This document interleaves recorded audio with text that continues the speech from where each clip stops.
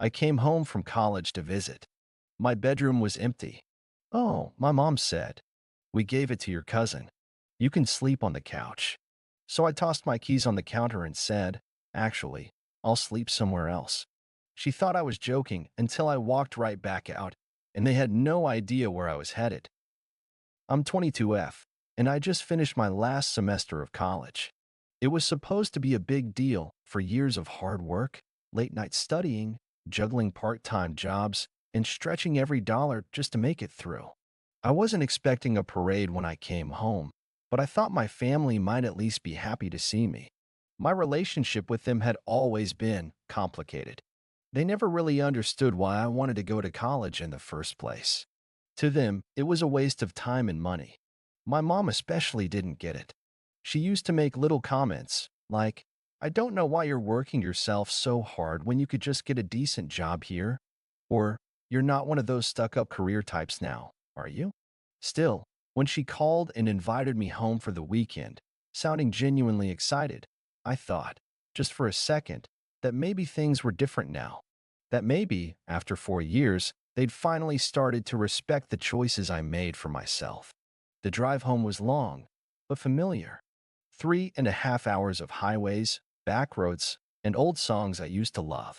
I found myself thinking about my room, the one thing in that house that had always been mine. The thought of sinking into my old bed, staring up at the glow-in-the-dark stars I stuck on the ceiling when I was 10, gave me a weird sense of comfort. But the second I stepped inside, something felt off. It wasn't anything obvious at first, just a weird feeling. The air in the house felt different, like it didn't quite belong to me anymore. I glanced around and noticed little things, things I didn't recognize. A pair of men's shoes by the door, bigger than my dad's. A hoodie draped over the back of the couch that I'd never seen before. Then my mom appeared from the kitchen, wiping her hands on a dish towel. There's my college girl, she chirped. Her smile was too wide, too practiced, like she was trying too hard to act normal. I gave her a small smile, still adjusting to the feeling that something was off. Hey, Mom. She pulled me into a quick hug before stepping back and clapping her hands together. We've made some changes, she announced, like this was some kind of game show reveal.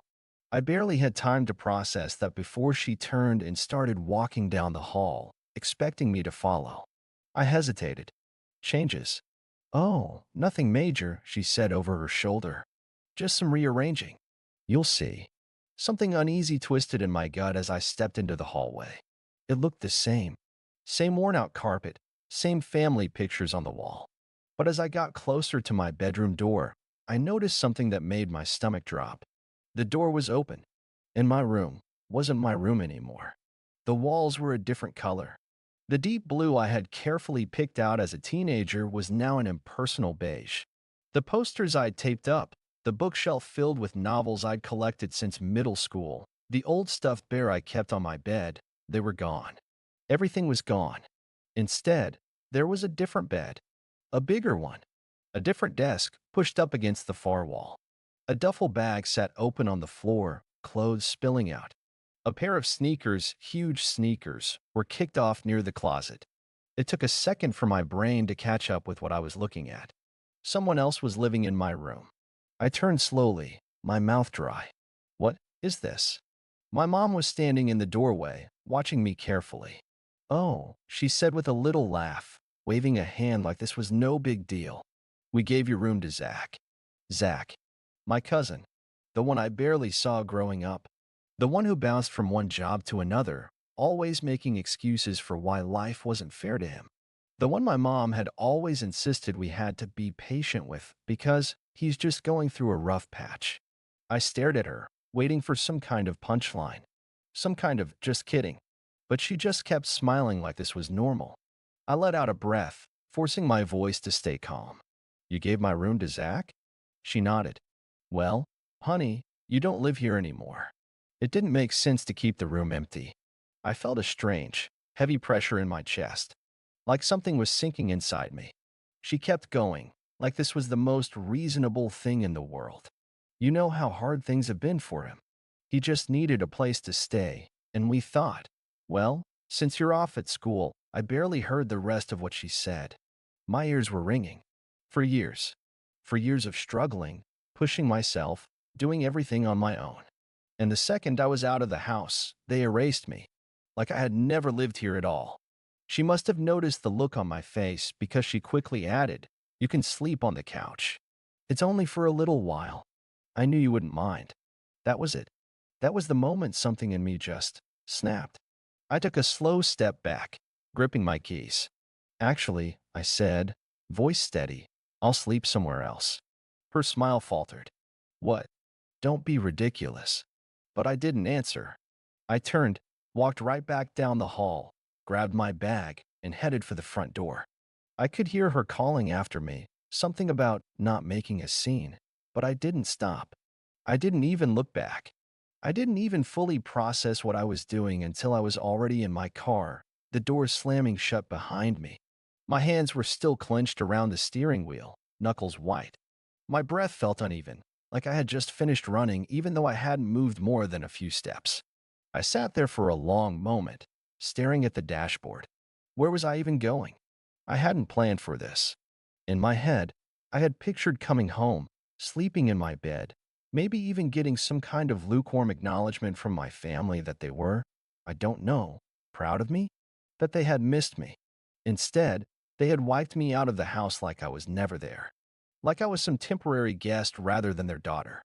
I glanced back toward the house. The lights from the front porch cast a dim glow across the yard, and through the window, I could see movement. My mom still standing near the front door, probably waiting for me to cool off and come back inside. Like I was being dramatic. Like this was normal. I turned the key in the ignition and backed out of the driveway. I had no idea where I was going. The streets were quiet, just the occasional street lamp flickering as I passed. I kept driving, half on autopilot, letting my mind race through the events of the last 15 minutes. They had given my room to Zach. Zach, who had never held a steady job for more than a few months. Zach, who had spent most of his adult life couch hopping because he couldn't manage to keep his life together. And yet, he was the one they made space for. Not me. I tightened my grip on the wheel, my jaw clenching. It wasn't even just about the room. It was the principle of it. The way my mom had acted like this was no big deal. Like it was just common sense to give away the only space I had ever truly called my own. I checked my phone, half considering calling a friend, but it was late. Most of the people I was still close with from high school had either moved away or were wrapped up in their own lives. The few college friends I had lived hours away. I could get a motel, but the thought of spending money just because my own family had kicked me out of my space made my stomach turn. Then, almost without thinking, I found myself turning onto a familiar street. Ezra's house. I hadn't talked to him much in the past few months. We had been close all through high school, the kind of friendship that felt like it would last forever. But college happened, and life got in the way. We had kept in touch here and there, occasional texts, a few video calls when we had the time, but I hadn't seen him in person in over a year. Still, when I pulled up outside his house, I felt an odd sense of relief. His car was in the driveway, which meant he was home. I hesitated for a moment before stepping out and walking up to the front door. The porch light was on, casting a dim glow across the worn-out welcome mat. I knocked, then took a step back, suddenly unsure if this was a good idea. A few seconds passed. Then, the door creaked open. Ezra stood there, squinting at me like he couldn't quite believe what he was seeing. His hair was messier than usual, like he had been half asleep, and he was wearing an old hoodie that I vaguely recognized from years ago. Did I hit my head? Or are you actually standing on my porch right now?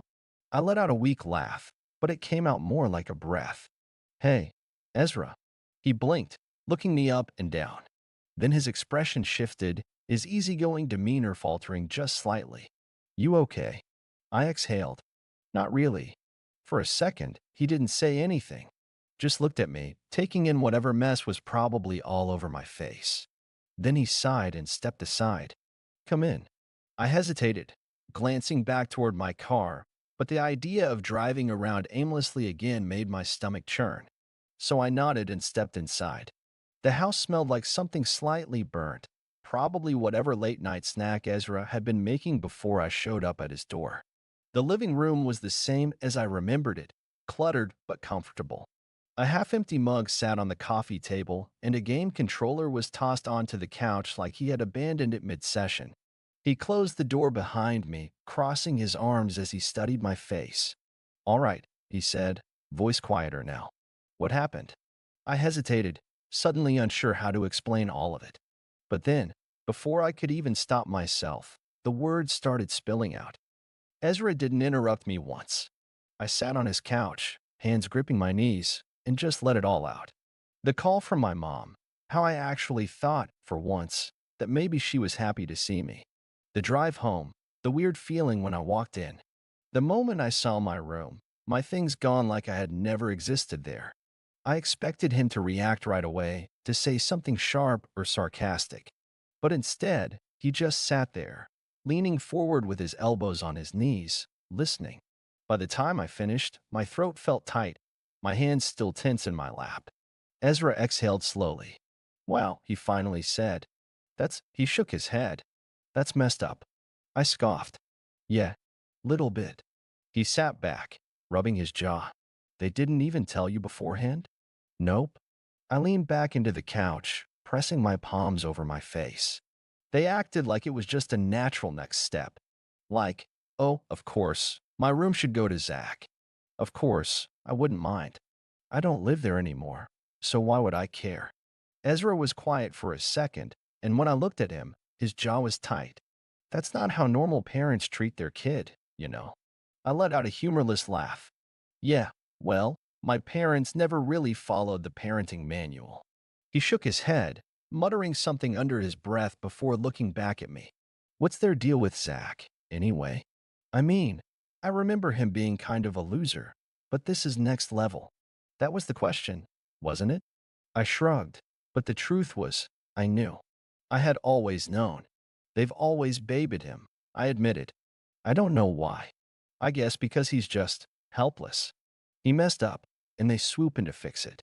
He wastes money, and they cover for him. He loses a job, and they understand. I paused, staring down at my hands. "They've never done that for me." Ezra frowned.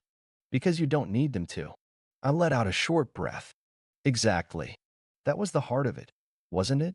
I had never needed them, not the way Zach did. I had always taken care of myself, worked for my own money, solved my own problems. When I told them I wanted to go to college, they laughed and said, "Good luck with that."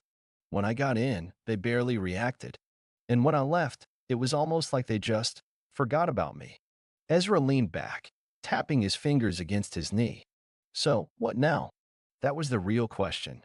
I had nowhere to go, not long term anyway. I could crash at a motel, but that felt like admitting defeat. I could try to stay with another friend, but most of them had moved on, scattered across different cities, different lives. I exhaled. "I don't know." Ezra was quiet for a second, then sighed. "You can stay here." I blinked. "What?" He shrugged, like it wasn't a big deal.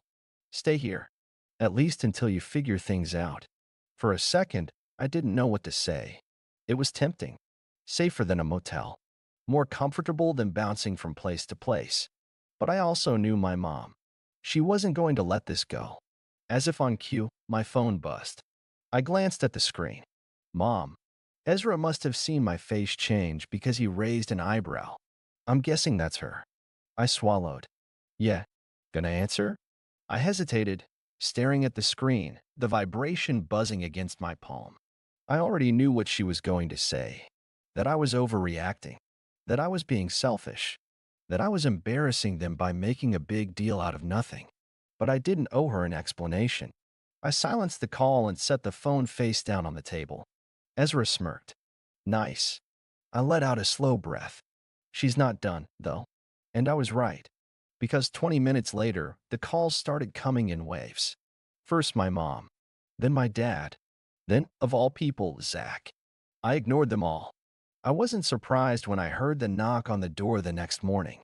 I was sitting at Ezra's kitchen table, sipping a cup of coffee and scrolling through my phone, fully expecting this. Ezra was still half asleep, sitting across from me in the hoodie he'd thrown on last night, eyes barely open as he poked at a bowl of cereal. The knock came again.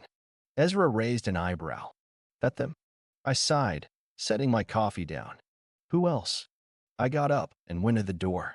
Sure enough, when I peeked through the peephole, I saw my mom standing on the porch, arms crossed, looking like she had been waiting for hours.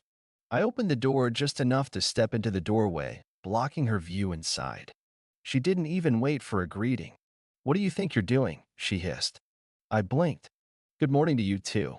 Her lips pressed into a thin line. Enough with the attitude. "You didn't come home last night." I folded my arms. "Yeah, I figured since you gave away my room, I didn't have to check in like a child." Her jaw clenched, and I saw the exact moment she realized I wasn't going to back down. That threw her off. She was used to me keeping my head down, avoiding confrontation. "Well," she said, voice tight, "you could have at least stayed to talk about it instead of storming off." I let out a short laugh. "Talk about what? You made the decision without me. What was there to discuss?" Mom huffed, shifting her weight. "You don't even live there anymore. It just made sense. Zach needed a place to stay, and you're off at college. I come home. I cut in. Or at least, I used to. But clearly, you didn't care about that." She exhaled sharply through her nose, like she was barely holding on to her patience. "You're being dramatic." There it was. The classic dismissal. I clenched my jaw, keeping my voice calm. "No, I'm not. You didn't even tell me. You just erased me like I was never there." Mom threw her hands up. "It's a room. Don't be so selfish. Zach needed a place, and we did what was best for the family." The family. The phrase hit me harder than I expected, because that's what it always came down to, didn't it? The family. The one I apparently wasn't a part of. I stared at her for a long moment. Then I shook my head. "Well, what?" I let out a breath, stepping back slightly. "You really don't see it, do you? You have been over backwards for Zach his entire life, and you've never done the same for me. You gave him my room because he's your priority, not me." Mom's face darkened. "That's not true, isn't it?" I gave her a pointed look. "Name one time you've helped me the way you help him." She opened her mouth, then closed it. No answer. I scoffed. "Exactly." Her frustration turned to anger. "This isn't about favoritism.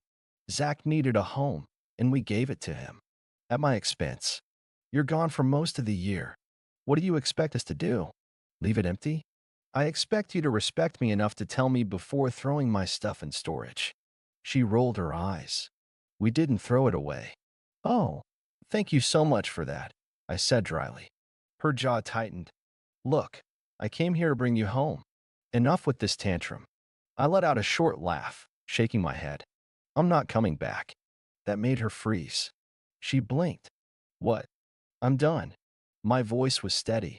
"You made it clear where I stand in this family. And I finally get it. So no, I'm not coming back. Keep the room. Keep Zach. I'll figure out my own life." Mom looked stunned, like she had expected me to yell, to break down, to lash out. But I was just done. "You're overreacting." She tried again, but her voice wasn't as confident now. I smiled faintly. "No, I'm just finally seeing things for what they are." I turned to step back inside, but she grabbed my arm. "You can't just leave," she said, her voice lower now, almost panicked. "We're your family." I pulled my arm away. "Yeah? You should have acted like it." And with that, I stepped back inside and shut the door in her face. So here's where I'm at now. I'm staying at Ezra's place. My mom keeps calling, but I'm not answering. She showed up this morning, and we had a long conversation about everything, but it was clear that she still doesn't get it. She thinks I'm overreacting, that I should just suck it up and come back home. But I've had enough. I've been the one who worked hard to get where I am. I've been the one who made sacrifices, who made sure I didn't rely on anyone to take care of me. Meanwhile, Zach keeps getting a free pass, and I'm just supposed to be okay with it. I'm not going back to that house. But I'm starting to wonder, am I the a-hole for leaving? Should I just swallow my pride and let things go? My mom is convinced that I'm making this a bigger deal than it really is, but I feel like I've been pushed to my limit. Let me know your thoughts. If you enjoyed this video, make sure to like and subscribe for more content. Let me know your thoughts in the comments. What would you have done in this situation? I'd love to hear your take.